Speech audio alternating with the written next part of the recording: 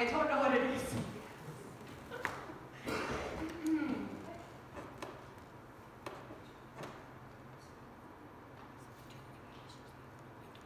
We are talking here, we've heard a lot about faith.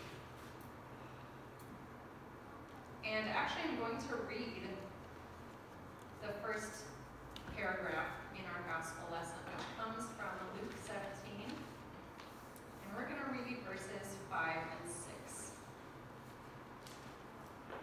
The apostles said to the Lord, "Increase our faith." The Lord replied, "If you had faith the size of a mustard seed, you could say to this mulberry tree, 'Be uprooted and planted in the sea,' and it would obey you." The size of a mustard seed. Have you guys ever seen a mustard seed? Ooh, it's so tiny. It's so tiny. Okay, this is perfect because I have a friend who has been researching mustard seeds, and she's been writing about it, so I'm just pulling up her little Instagram explanation. And she and a friend of hers are researching mustard seeds and also fig trees.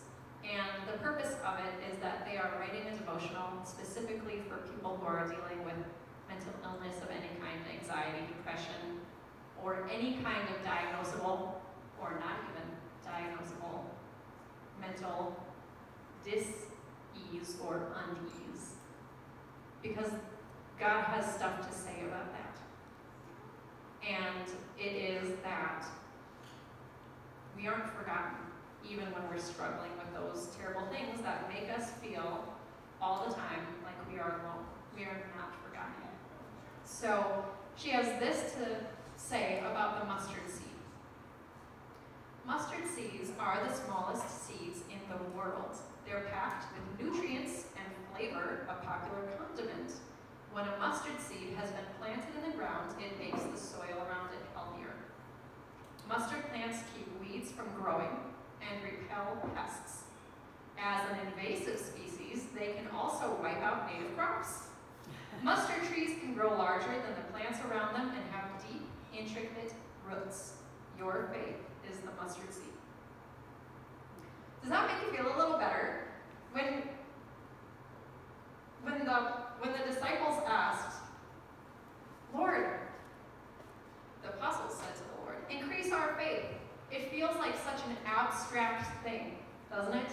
Like, it's not something we can see or, well, I'm standing in front of you. But other than that, it's not. It is an abstract idea.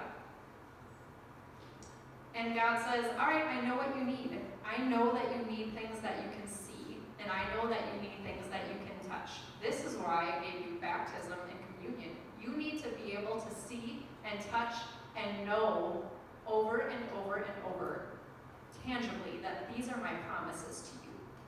So I see the mustard seed as that. God giving us something tangible.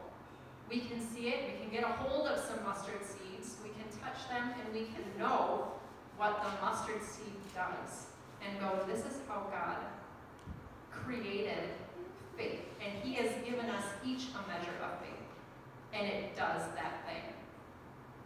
The roots grow down deep, and they are intricate. And how difficult is it going to be to pull up a mustard plant? The wind knock it over? Well, it won't be able to pull the roots out. It repels weeds. Like, let's just plant mustard all over Linden. Oh, and you won't need to plant too much because it's an invasive species. So if there's a little bit, like mint, it's just going to get everywhere. Does that make you feel better about your faith? I think that is awesome. Another thing that I learned about faith recently, we're going to turn to Hebrews 11:1.